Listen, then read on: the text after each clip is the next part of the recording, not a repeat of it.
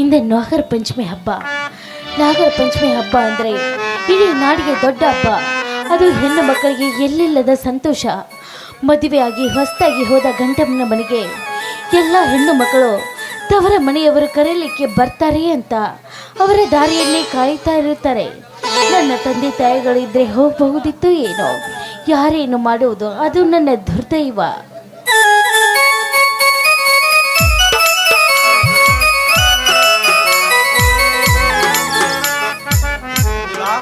ಏನು ಮಾಡುತ್ತಿರುವೆ? ಮೈದುನರು ಮನೆಯಲ್ಲಿಲ್ಲವೇ? ಇಲ್ಲ ಬನ್ನಿ ಸ್ವಾಮಿ, ಈಗ ತಾನೇ ಹೊರಗಡೆ ಹೋಗಿದ್ದಾರೆ.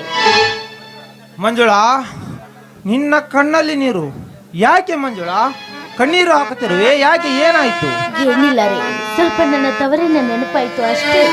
ಹುಚ್ಚಿ, ತವರಿನ ಕಡೆ ನೆನಪಾಯಿತೆಂದು ಈ ರೀತಿ ಹಬ್ಬದಿಂದ ಅಳುತ್ತಾ ನಿಂತರೆ ನಿನ್ನ ಮನಸ್ಸಿಗೆ ಸಂತೋಷವಾಗುವುದು. ನೋಡು ಮಂಜುಳಾ, ತವರಿನ ಕಡೆ ನೆನೆಸಿಕೊಳ್ಳುತ್ತಾ ಮನಸ್ಸಿಗೆ ನೋವು ತಂದುಕೊಳ್ಳಬೇಡ. ಯಾಕೆ? ಇದು ನಿನ್ನ ಮನೆಯಲ್ಲವೇ? ಹಾಗಲ್ಲ ರೀ, ಗಂಡನ ಮನೆಯಲ್ಲಿ ಎಷ್ಟೇ ಸುಖ ಸೌಭಾಗ್ಯ ಇದ್ರೂ ಕೂಡ ತವರನ್ನು ಮರೆಯಲು ಹೇಗೆ ಸಾಧ್ಯ ಸ್ವಾಮಿ? ಹೇಗೆ ಸಾಧ್ಯ ಅಂತ. ಯಾಕೆ ಮಂಜುಳಾ, ಯಾಕೆ ಈ ರೀತಿ ಹೇಳುತ್ತೀರಿ? ಈ ಮನೆಯಲ್ಲಿ ನಿನಗೆ ಏನಾದರೂ ತೊಂದರೆಯಾಗಿದೆ? ಹಾಗೇನಾದರೂ ಇದ್ದರೆ ಹೇಳು. ಚೇಚೆ, ಹಾಗೇನಿಲ್ಲ ರೀ. ದೇವರಂತ ಗಂಡ, ಹುಲಿ ಅಂತ ಇಬ್ರು ಮೈದನರಿರುವಾಗ ಇದಕ್ಕಿಂತ ಭಾಗ್ಯ ಮತ್ತೇನಿದೆ ಬೇಕು ಸ್ವಾಮಿ? ನನಗಿನ್ನೇನ್ ಬೇಕು ಅಂತ. ಮಂಜುಳಾ, ಈ ಮನೆಯಲ್ಲಿ ನಿನಗೇನಾದರೂ ಉಡಲು ತಿನ್ನಲು ಕಡಿಮೆ ಇದ್ದರೆ ನನಗೆ ಹೇಳು, ನಾನು ತಂದು ಕೊಡುತ್ತೇನೆ. ಆದರೆ ಈ ರೀತಿ ಕಣ್ಣೀರು ಸುರಿಸುತ್ತಾ ಕುಳಿತುಕೊಳ್ಳಬೇಡ. ಹಾಗಾದ್ರೆ ನನ್ನದೊಂದು ಮಾತು ನಡೆಸಿಕೊಡುತ್ತೀರಾ ನೀವು? ಒಂದು ಏಕೆ ಮಂಜುಳಾ, 10 ಕೇಳು, ಖಂಡಿತ ನಡೆಸಿಕೊಡುತ್ತೇನೆ. ಸ್ವಾಮಿ, ನಿಮ್ಮ ತಮ್ಮಂದಿರು ಇಬ್ಬರು ತಮ್ಮಂದಿರ ಮದುವೆ ಮಾಡಬೇಕು ಅಂತ ನಿರ್ಧಾರ ಮಾಡಿದ್ದೇನೆ ನಾನು. ಅಂತೂ ಮೈದುನರ ಮದುವೆ ಮಾಡಿ ಮೈದುನರ ಹೆಂಡತಿಯರು ಬಂದ ನಂತರ ಎಲ್ಲ ಮನೆಗೆಲಸದ ಜವಾಬ್ದಾರಿಯನ್ನು ಅವರಿಗೆ ಒಪ್ಪಿಸಿ ಹಾಯಾಗಿರಬೇಕೆಂದುಕೊಂಡಿರುವೆಯ ಮಂಜುಳಾ? ಚೇಚೆ, ಹಾಗೇನಿಲ್ಲ ರೀ. ರಾಜುವಿನ ಓದು ಮುಗಿತು ಅಷ್ಟೇ ಅಲ್ಲ, ಅರ್ಜುನ ಮದುವೆ ವಯಸ್ಸಿಗೆ ಬಂದಿದ್ದಾನೆ. ಅವರಿಬ್ಬರ ಮದುವೆ ಮಾಡುವುದು ಹಿರಿಯರಾದ ನಮ್ಮ ಕರ್ತವ್ಯ ಅಲ್ವೇನ್ರಿ? ಮಂಜುಳಾ, ತಮ್ಮಂದಿರ ಮೇಲೆ ನನಗೆ ಪ್ರೀತಿ ಇಲ್ಲವೆಂದು ತಿಳಿದಿರುವೆ ಏನು?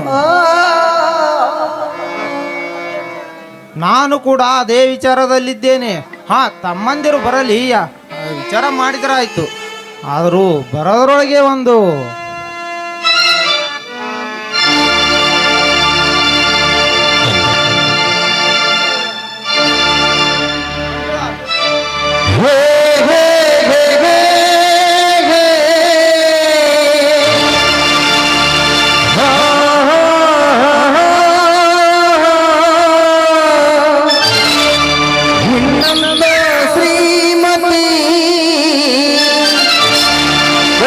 ಹಿಡಿದ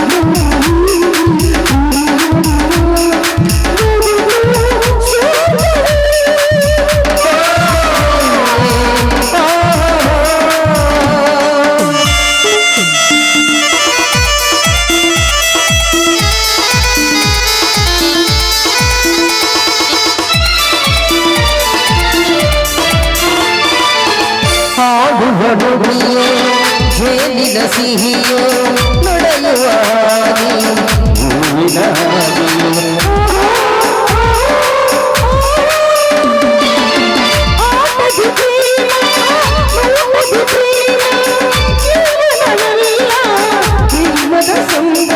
ಅನುಭವ ಶುಭಯೋಗ ಅನುಭವ ಶುಭಯೋಗ ಬಂದಾಗ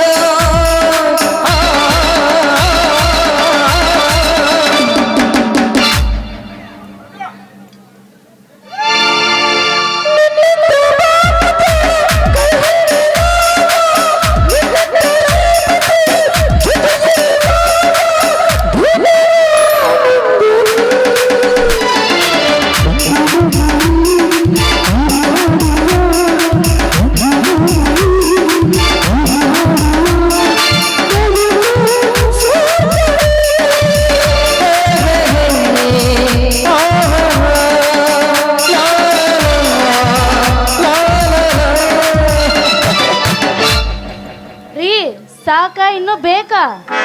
ಸಾಕಾ?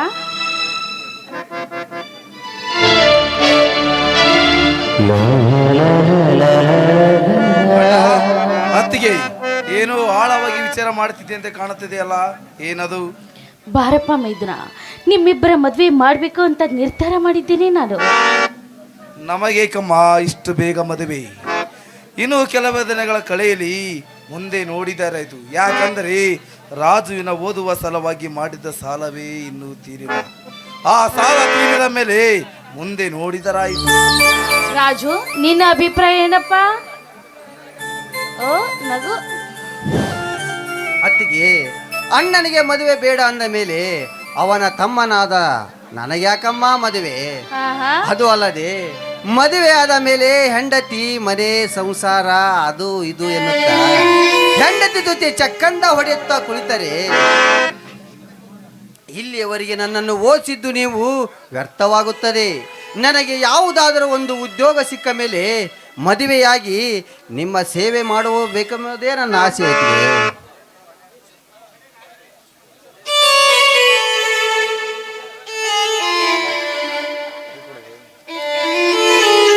ಸರ್ ಪೋಸ್ಟ್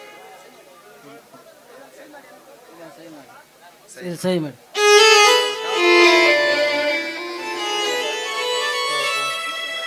ರಾಜು, ಎಲ್ಲಿಂದ ಬಂದಿದೆಯಪ್ಪ ಕಾಗದ?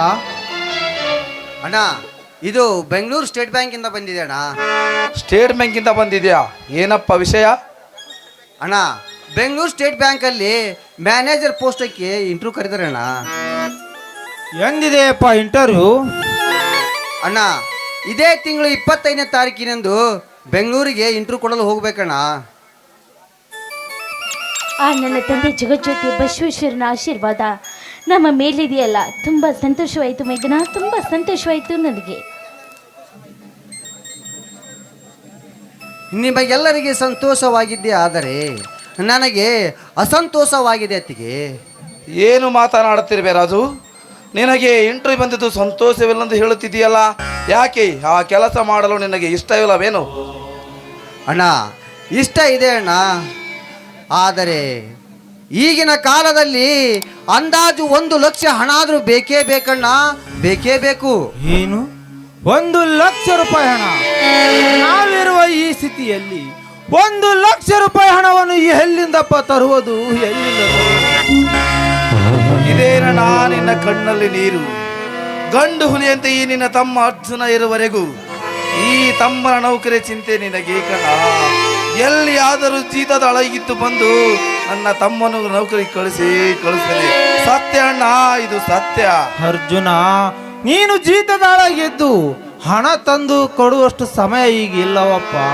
ಕೇವಲ 12 ಗಂಟೆಗಳು ಮಾತ್ರ ಇರುವುದು.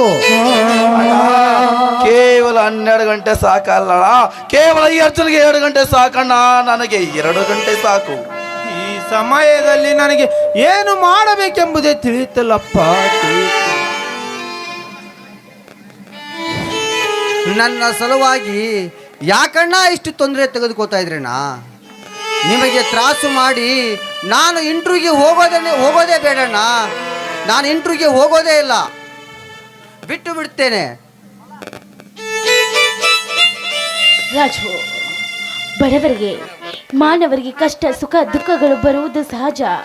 ಆದರೆ ಅದು ಯಾವುದಕ್ಕೂ ತಲೆ ಕೆಡಿಸಿಕೊಳ್ಳಬಾರದು. ಎಲ್ಲದಕ್ಕೂ ಆ ದೇವರು ಒಂದು ದಾರಿ ತೋರಿಸುತ್ತಾನೆ. ನೋಡಪ್ಪ ರಾಜು, ಇಂದು ನಾಗರ ಪಂಚಮಿ. ಎಲ್ಲರೂ ಸೇರಿ ನಾಗರಾಜನಿಗೆ ಹಾಲೆರೆದು ಬರೋಣ. ಈಗಲಾದ್ರೂ ಬಾರಪ್ಪ ನೀನು.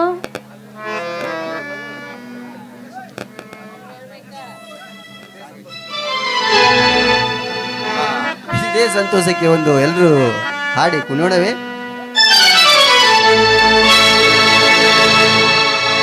ಕಾಲ ಮತ್ತೊಮ್ಮೆ ನಮಗಾಗಿ ಬಂತು, ನಮ್ಮ ಈ ಜೀವ ಒಂದಾಗಲೆಂದು. ಕಷ್ಟ ಸುಖವೋ ನೋವು ನಲಿವೋ ನಮ್ಮ ಬದುಕಲ್ಲಿ ಜೊತೆಯಾಗಿದೆ.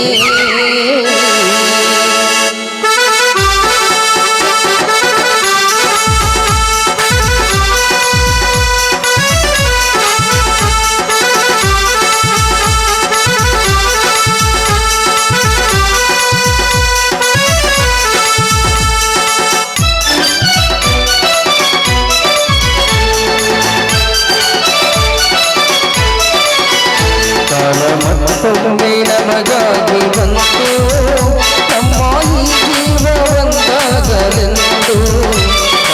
ಮತ್ತೊಮ್ಮೆ ನಮಗಾಗಿ ಬಂತು, ನಮ್ಮ ಈ ಜೀವ ಒಂದಾಗಲೆಂದು. ಕಷ್ಟ ಸುಖವೋ ನೋವು ನಲಿವೋ ನಮ್ಮ ಬದುಕಲ್ಲಿ ಜೊತೆಯಾಗಿ.